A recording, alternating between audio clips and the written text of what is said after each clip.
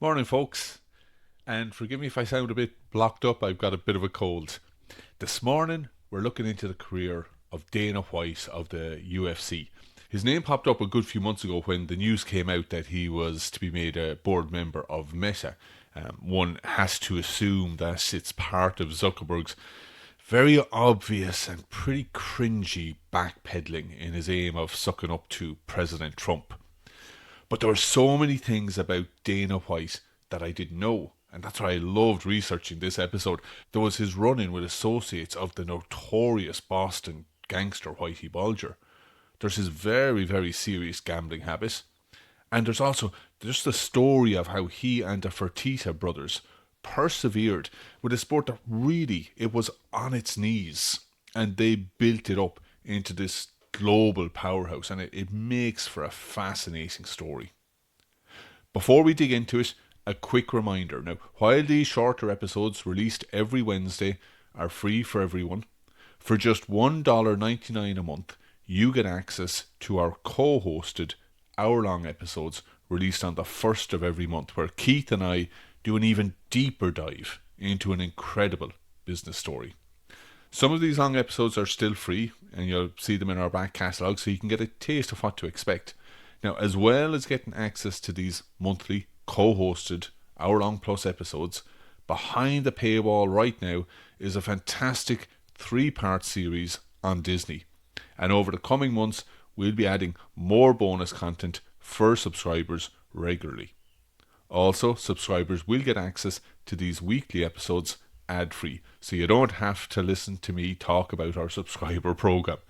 So it's great value for just $1.99 a month. You can subscribe via Apple subscriptions, Spotify subscriptions, or on Patreon using the link below, or go to patreon.com/Great Business Stories. So Dana White and the UFC. His journey begins in Manchester, Connecticut, where he was born in 1969, and his childhood really was a lot of moving around. You know, he went between Connecticut and Massachusetts with his mother June, who was a nurse. And it was at the age of 5 that he says, while he watched a Muhammad Ali fight, that his fascination with combat sports really took hold. And it became a lifelong passion. In 3rd grade, the family relocated to Las Vegas. And it was while at high school there that White met Lorenzo Fertitta. Now, reflecting on this, White described the relationship as such. He said, Lorenzo and I went to high school together. He was a rich kid and I was broke. It's not like we were best friends, but we knew each other.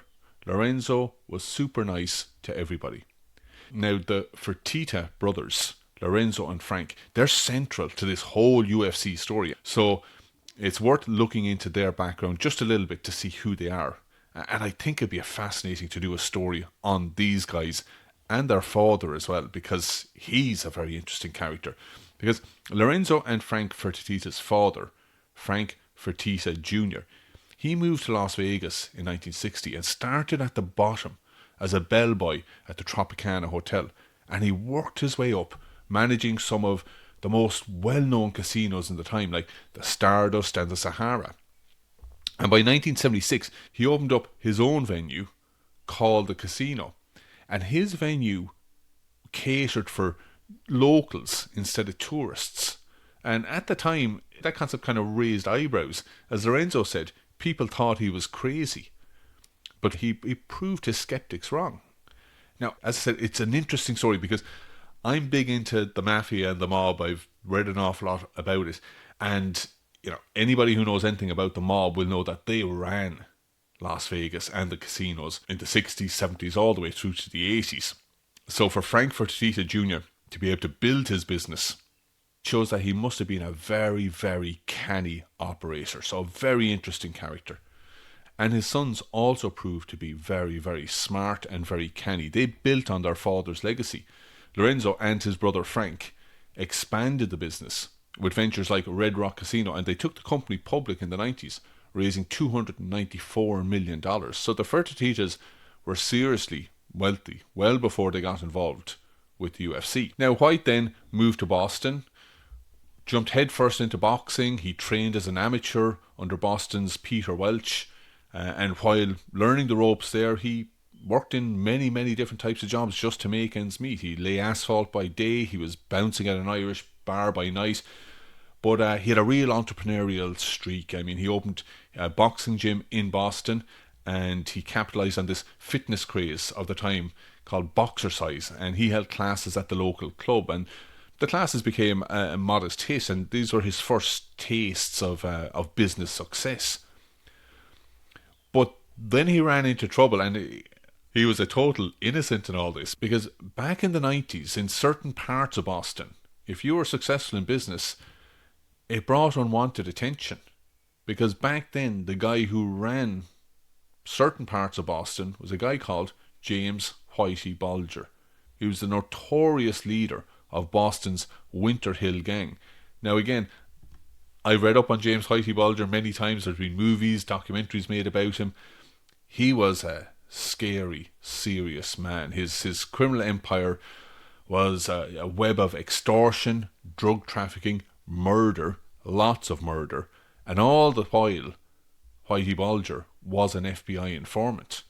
And one day, while White was at his health club, two of Bulger's associates showed up, and one of them was Kevin Weeks. He was Bulger's right-hand man. He actually ended up turning on Bulger, turned state witness, and testified against Bulger. But at that time, Weeks was a very scary individual, and he told White that he owed them $2,500. A debt that White was adamant he didn't know, and I believe White.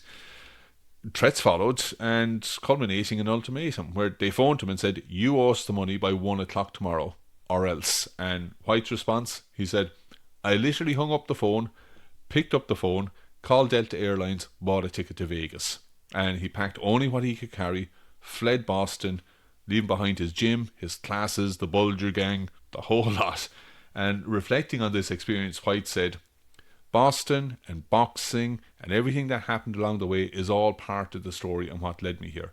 I wouldn't change any of it." Now, by the late 90s, Dana White, he was working away in Las Vegas. He was running boxercise gyms, training in Brazilian Jiu-Jitsu, and immersing himself in the world of MMA. Now, he got deeper into it when he started managing fighters like Tito Ortiz and Chuck Liddell. These were two of the emerging stars of that sport. But then came a pivotal moment. In the year 2000, White discovered that the UFC was up for sale. Now, by that stage, White had also reconnected with Lorenzo Fertitta because he met him by chance at a wedding in Las Vegas. Before we get into White's UFC's adventure, we're just going to have a quick look at the origins of UFC, because again, it's a fascinating story. So it begins with an idea shared by this marketing executive, Art Davey, and Brazilian Jiu-Jitsu master and legend, Rorion Gracie. So they wanted to settle this age-old question, and I love this because it's a question that probably a lot of people ask themselves. Which martial art reigns supreme in real combat? So they enlisted the help of pretty well-known screenwriter John Milius for creative input. Now, Milius, he wrote Conan the Barbarian. He's been involved with the movie Jaws, Saving Private Ryan, so well-known figure in Hollywood.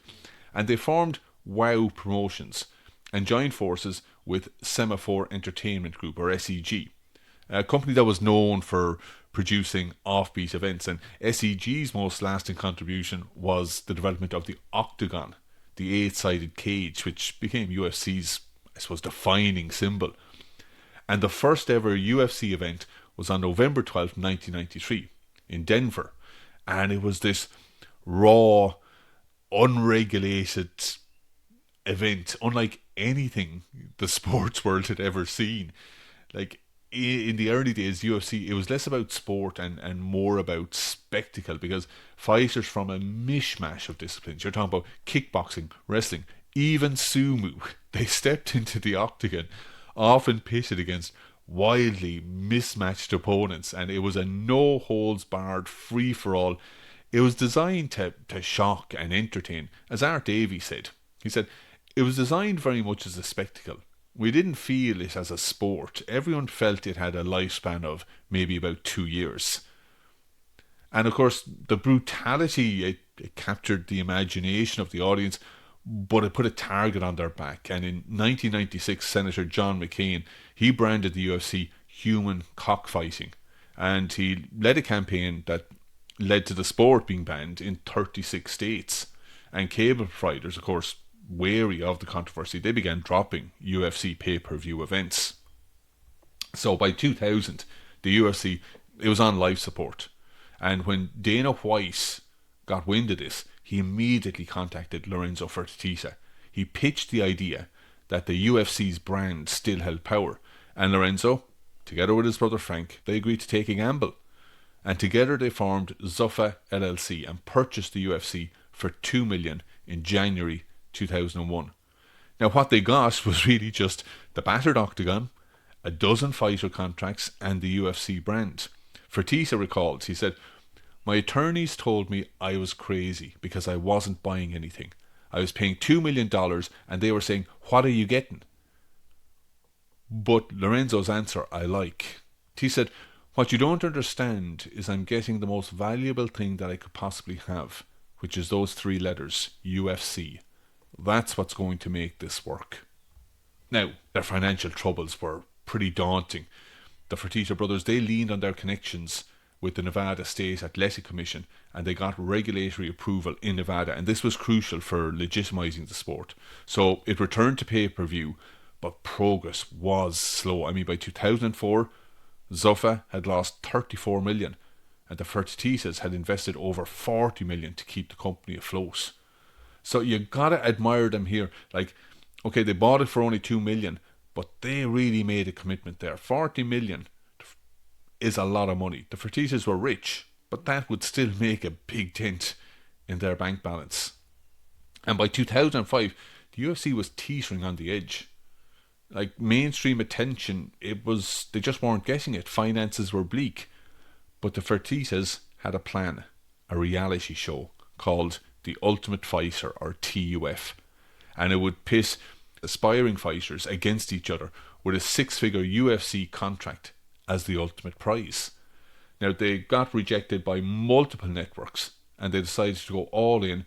They put in 10 million themselves to fully fund the production, and Spike TV took a chance by scheduling TUF right after WWE's Monday Night Raw.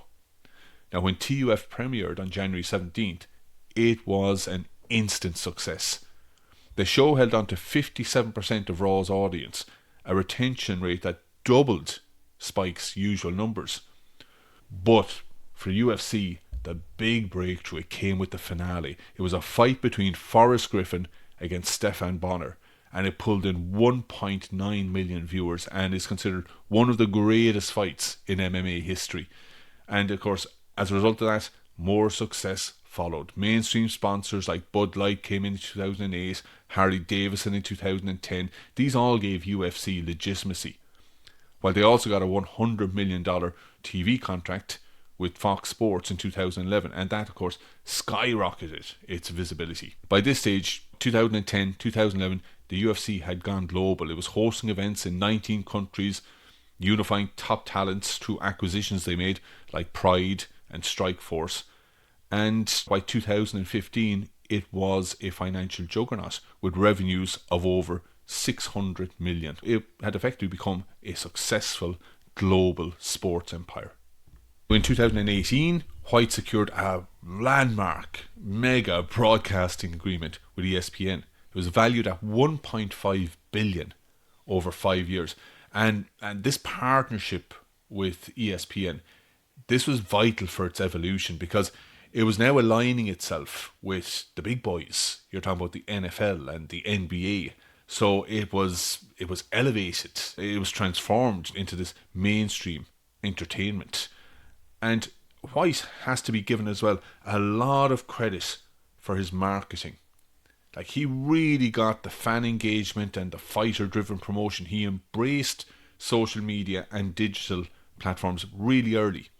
And by doing so, he ensured that UFC, it stayed in the spotlight, targeting younger audiences with viral content, quick updates, really striking visuals. In doing so, he created this constant buzz that kept fans interested and invested all year round. He also ensured that fighters became brand ambassadors. He held annual media training for them to help them master interviews, to hype their own matches, to engage directly with fans.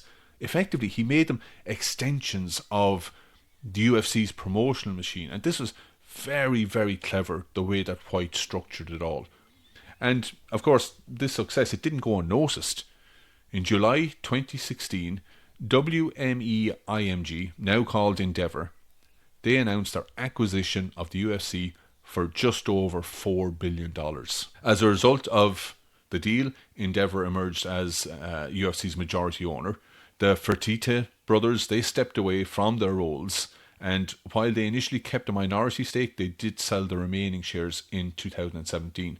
And reportedly, both brothers earned about $2 billion each. Now that's a pretty good return on investment when you consider that they bought the UFC for $2 million and then invested about another $40 million into it in the early years.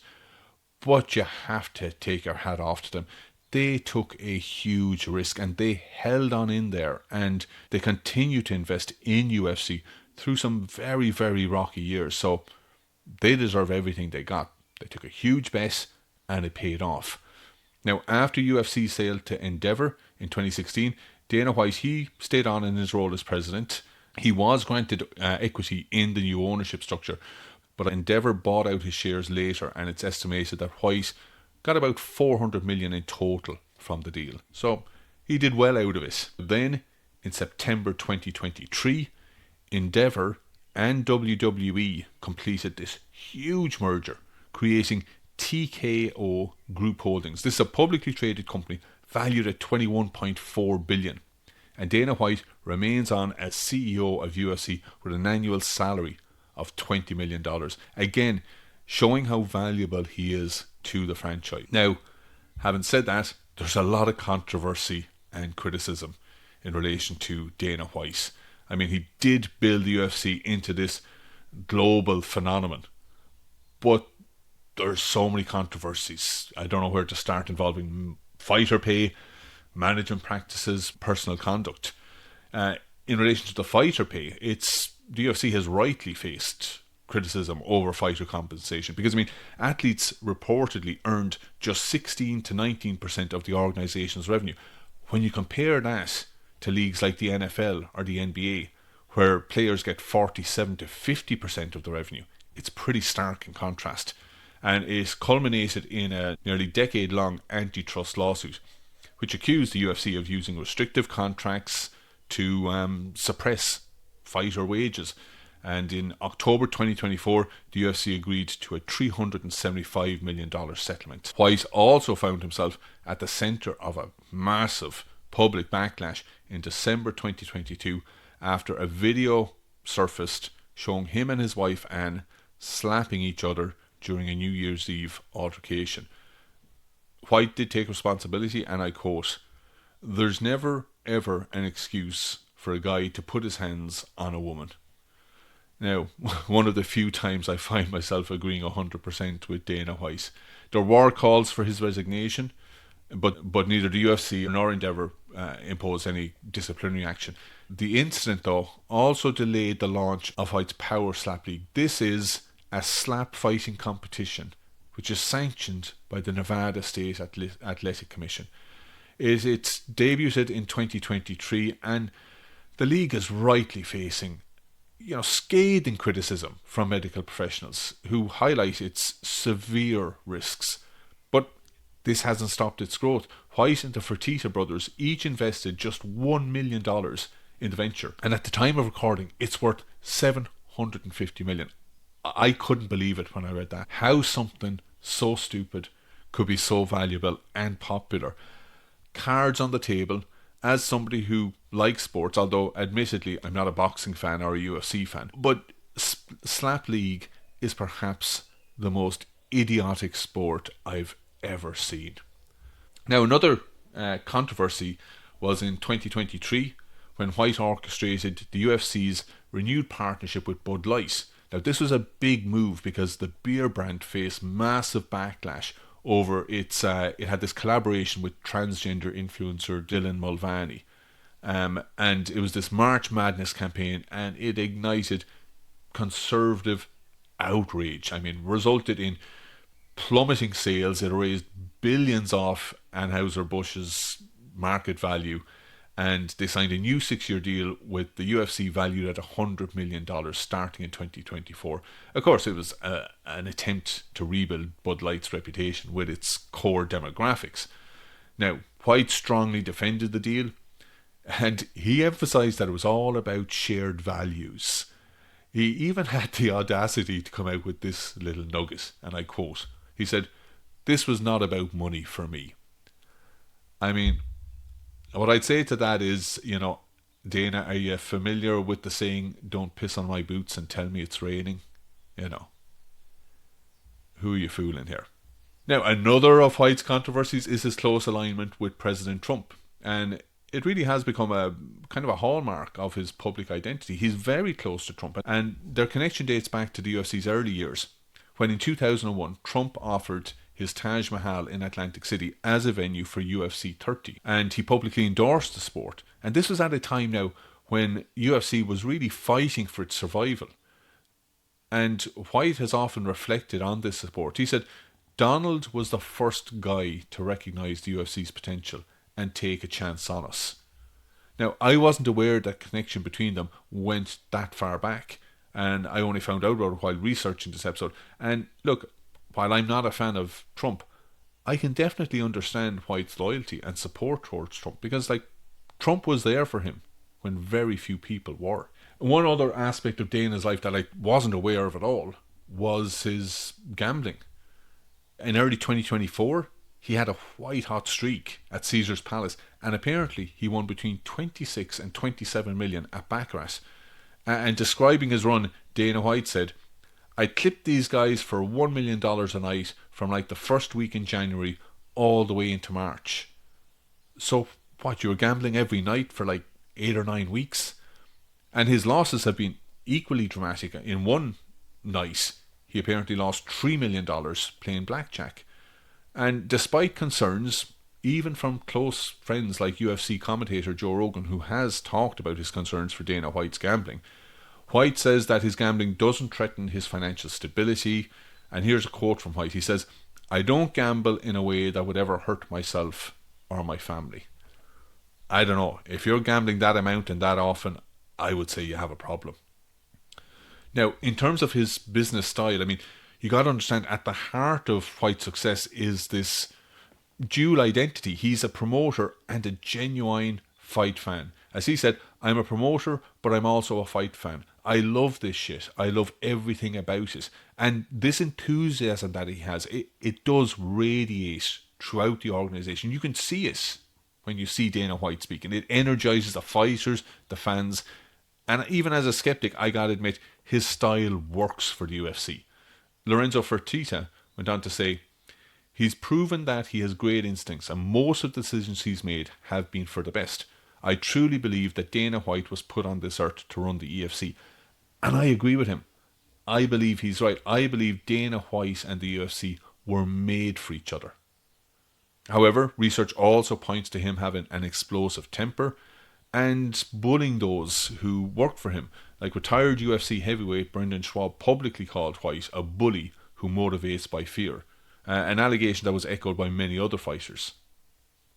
Look, as you can probably tell, I'm not a fan of UFC or boxing. I find it a bit barbaric. Now, that said, I recognise there are plenty of nice, sane people out there who love it. It's just not my cup of tea. So I'll admit, because I don't like it, I'm probably a bit biased against Dana White, and I'll readily own that prejudice. So instead of me passing judgment on him, and I probably have already, but let's hear from somebody who knows him probably better than most, his mother. And these are quotes from her. "He went from being a truly nice person to being a vindictive tyrant who lacks any feelings for how he treats others. He's egotistical, self-centered, arrogant, and cruel. Everyone knows that he puts Tiger Woods to shame." She went on to say, "There are plenty of ring card girls have slept with him. He slept with his sister-in-law in my house. which made me absolutely furious. Ouch. That's gotta hurt coming from your mother. However, setting aside my own biases on Dana White and everything else that I've said about him and what his mother has said, from a purely business perspective, his style is undeniably effective. Like, under his leadership, the UFC has grown from this niche sport, from a struggling sport that nearly collapsed, into this multi-billion-dollar powerhouse with a global reach. I mean, he is smart, and I gotta give him kudos for that. But he's also a bully, and I'm never going to endorse a bully. But the story of White and the UFC, it's a great business story. I hope you've enjoyed it as much as I have. And remember, if you have any comments, any corrections, or any story that you'd like us to cover, email us at info@gbspod.com. All the best, folks.